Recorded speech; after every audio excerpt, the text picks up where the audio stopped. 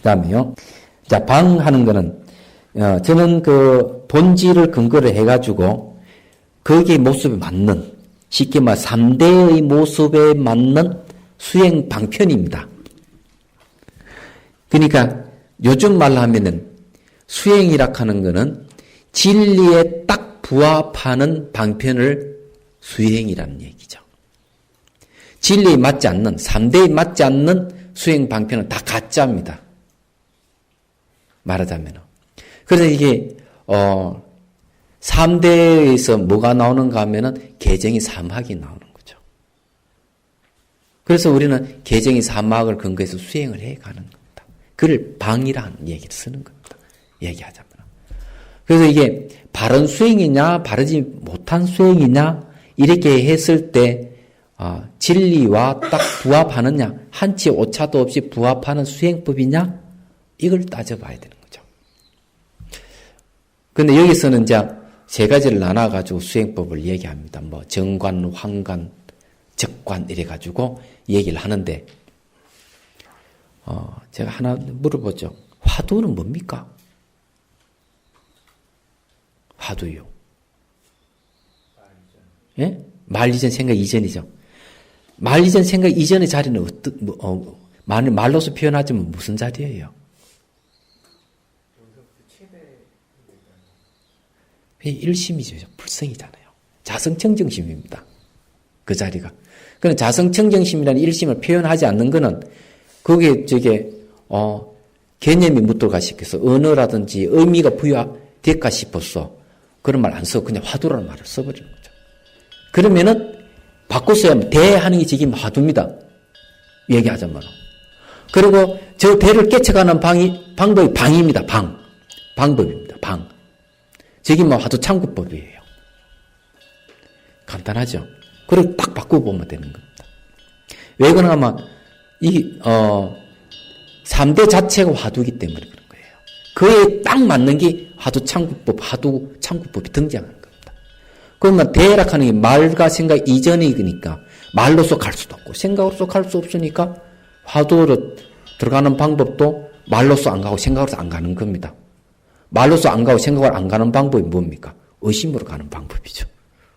의심은 말도 아니고 생각도 아니거든요. 간단한 거예요, 이게. 이치는. 그래서 수행법이라 하는 거는 그냥 딱 생긴 게 아니고, 거기에 진리에 딱 맞게끔 그런 수행법이 탄생하는 거죠. 그게 이치에 안 맞으면은 백날, 진리에 맞지 않는 수행법을 백날 해봐야 도달할 수 있으면 도달 못 합니다. 그래서 능경에서 뭘 얘기하고 있는가 하면은, 불생불멸의 자리에 가려면은 불생불멸의 마음으로 가야 되지, 생겼다 살았다 하는 마음으로 가서는 도달하지는 못한다. 이렇게 얘기합니다. 그리고 이 수행법을 잘 이해하셔야 돼요. 이 내용이 그런 얘기입니다. 자, 읽어볼게요. 방은 지혜의 뜻이면서 또한 정의 뜻이다. 바르다는 거죠. 지혜는 세 가지 뜻이 있으니 재지와 안지와 상지이다. 재지와 안지와 상지는 모두 바르다는 뜻이니 이와 반대되면 삿된 것이다. 재지락하는 계율이고 안지락하는 것은 선정이고 상지락하는 주객을 떠나버렸기 때문에 그는 지혜, 깨달음의 세계입니다. 이게 주객을 떠나버렸다면 바로 그 자리가 3대의 자리죠. 대의 자리입니다. 그러니까 하두 자리입니다. 그 자리가. 그래서 이게 개정 사막에 딱 이렇게 맞게 되어 있습니다. 간단합니다. 어렵지 하나도 어려운 게 없어요. 그래서 제가 듣기로는 성철 스님께서도 그런 얘기.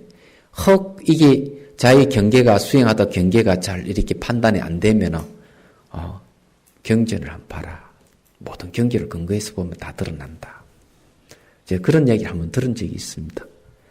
그 경전을 공부하는 이유가 그거예요.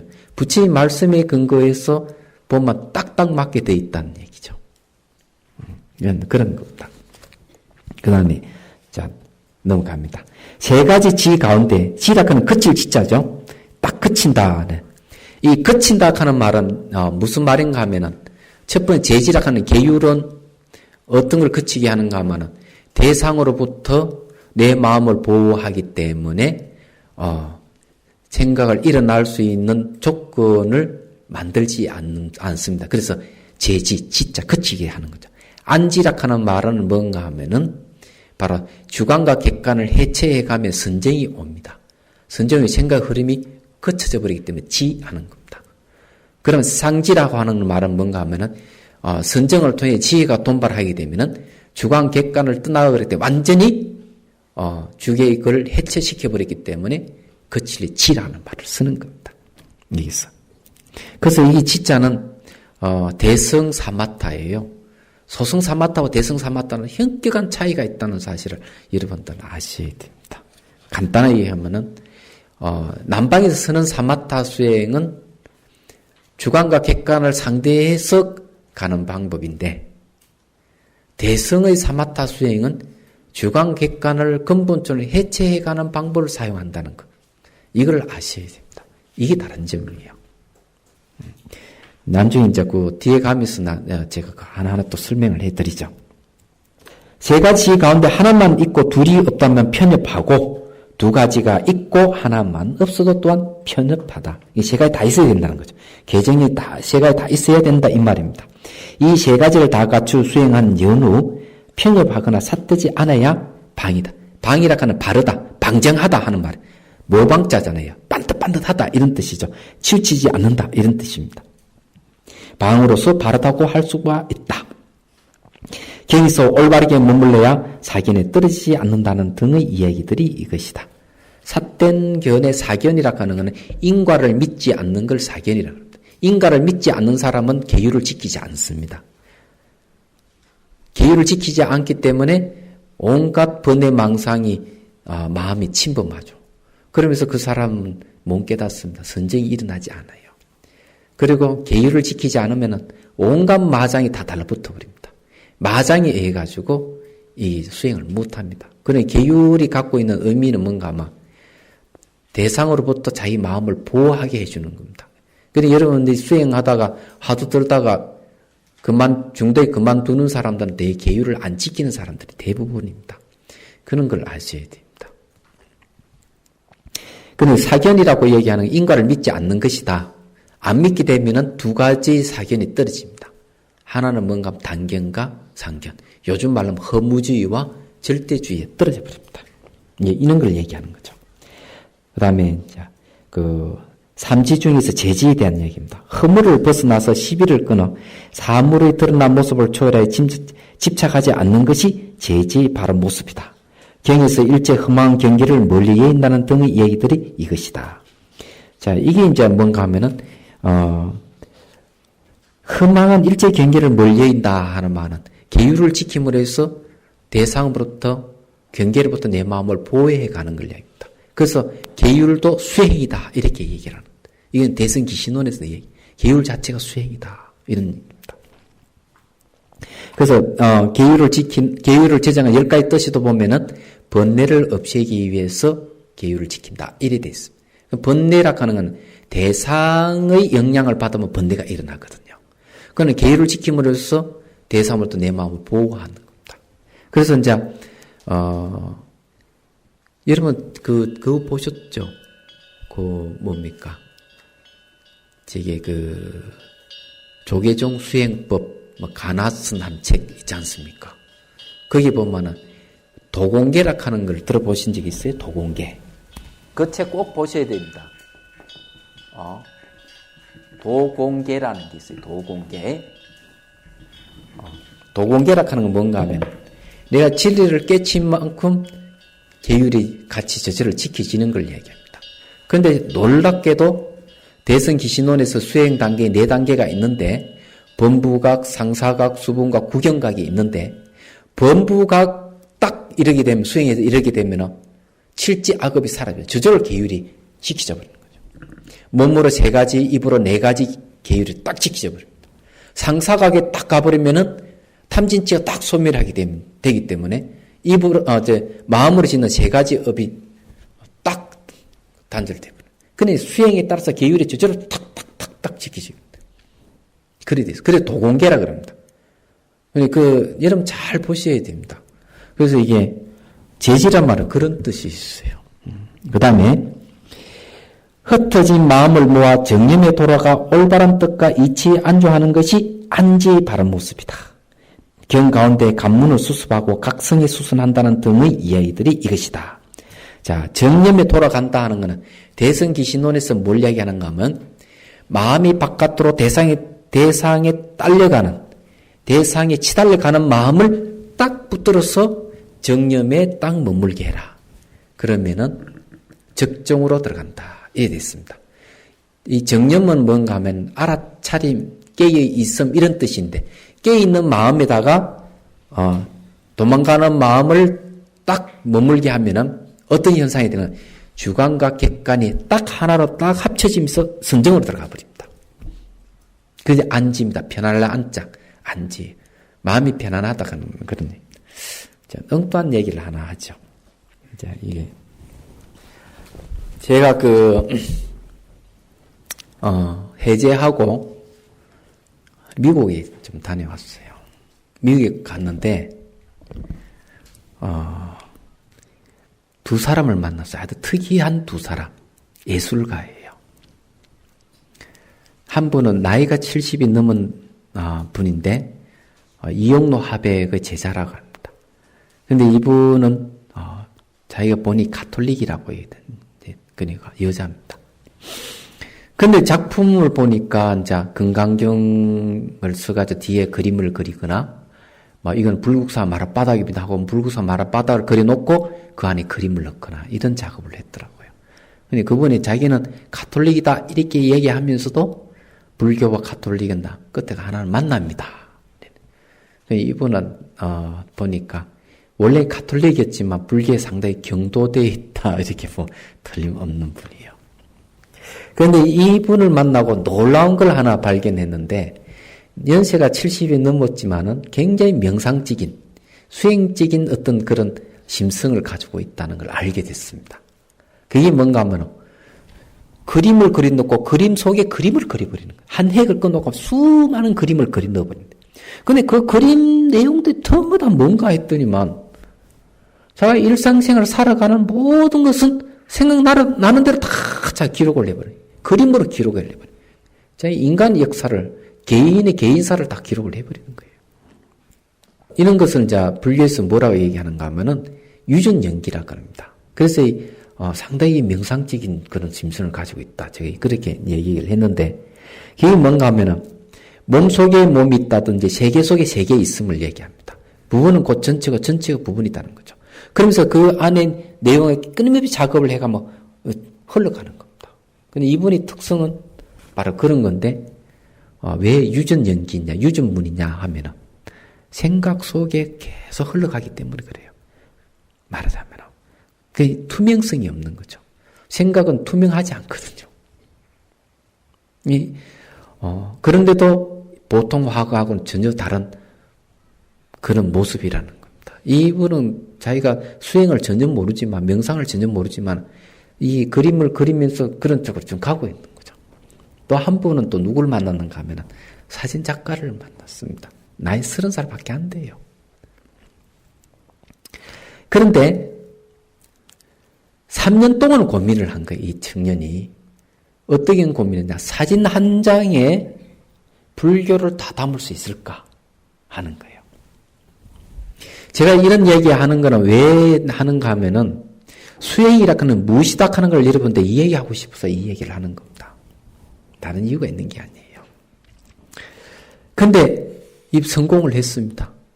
뉴욕에 가가지고 1년 동안 소식이 끊겼다가 우연하게 다른 사람을 통해서 이 청년을 만나게 된 거죠.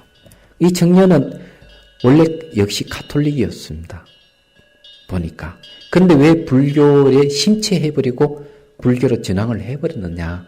이 사람의 스토리를 잠깐 얘기하고 넘어가는 것도 우리가 이제 공부하는 데 도움이 될 것 같아서 말씀드리죠.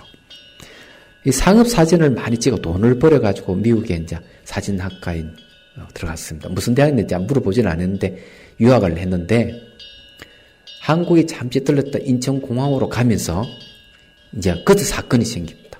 차를 타고 딱 가는데 곧 이제 다리를 딱 건너는데 저녁 무렵에 다리를 걷는데 다리를 딱 보다 보니까 다리 밑에 그 보이는 모습이 아주 신비한 모습을 발견하게 된 거죠.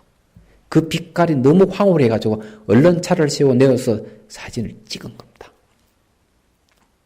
그게 이제 아마 바다겠죠.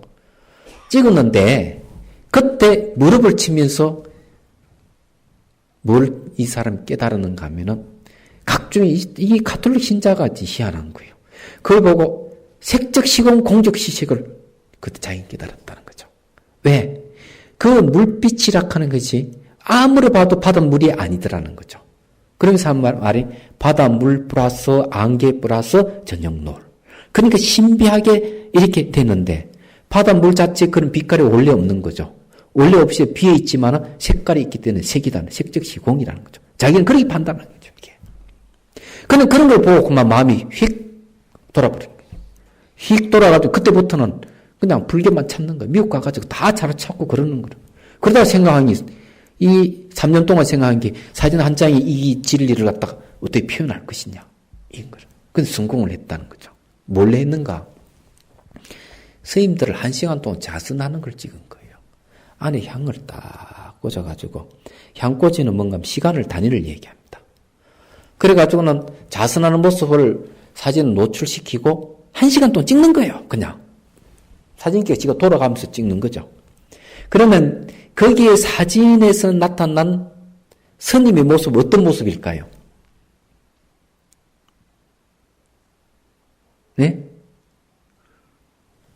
거기에 여러분 이제 보시면 사진 찍는 사람은 아실 거예요. 미시한 흔들림을 다 잡아냅니다. 1시간 동안 노출에 찍어 놓으면. 그것을 갖다 크게 뽑아가지고 전시를 한 겁니다. 근데 이제 이 학생이 졸업한 물에 졸업 사진으로 그것을 제출을 한 거죠. 그래서 사진전을 냈는데 그 사진을 보고 사람들이 다 감탄을 하는 겁니다. 근데 미국은 참 재밌어요. 한국 사람들은 뭐 불교 이러면 알레르기를 일으킵니다. 그 작품을 보지를 않아요. 근데 미국 사람은 자기 기독교인이든 가톨릭이든 관계없이 작품은 작품으로 봅니다. 종교 결부시키질 않아요. 그래서 그 청년이 얘기 그래요. 한인들이 스님 찍었다. 대단한 작품이다 하는데 스님을 찍었다 이러면 그래 하고 막 딱 외면을 해버린대요. 미국 사람은 그렇지 않다는 거예요. 한국 사람 참 이 문제야. 그런 거 보면. 근데 이제 그래가 뭘 향해는 그걸 어떤 사람이 보고 이 이제 세계적인 대가 사진 작가고 매체가 돼가지고 초청을 합니다. 그 네덜란드에 가서 사진전하고 세계에 돌아다니면 7번 사진전을 했대. 1년 동안. 세계인 대가들하고 어깨를 나란히 해가지고. 그러니까 아주 센세이션을 일으켜본 거죠. 거기서. 그러니까 마지막 전시하는 해가지고 안내받아서 갔습니다. 갔는데 진짜 그 사진이 그렇게 돋보일 수가 없는 거예요. 근데 무엇이 돋보였던가 하는 거예요. 그 옆에 따로 이 사진을 찍어 놓은 게 있는데 아주 모호하게 찍은 사진. 그 옆에는 그림을 그려놨는데 모호하게 그린 것. 그 다음에 그 옆에는 이렇게 그림을 그려놨는데 정면을 보면 안 보이고 옆으로 비슷하게 보면 보이는 그림. 뭐 이런 것들 많이 해놔서 전시. 여러 작가들이 같이 하는데. 그 내가 물어봤어요. 저 사진과 저 그림 왜 저리 모호하게 했느냐. 하니까. 정확하게 그리고 정확하게 표현한 것은 사람들은 시시해서 안 본다는 거죠. 그러니까 모호하게 하면은 사람 생각한다는 거죠. 그래서 이런 그림이라든 이런 작품은 전부 생각하게끔 한다는 거예요. 그러면 생각하게끔 하는 이것이나 제가 말하는 그 화가 연세 많으신 그 화가가 그림 속에 그림을 그린 거나 공통점이 있거든요. 그게 뭡니까? 생각하게끔 한다는 것. 또는 생각 속에서 흘러간다는 거예요. 이런 걸 갖다가 불교에서는 유전문이라 그럽니다. 유전문이라고 하는 윤회의 길이라는 거죠.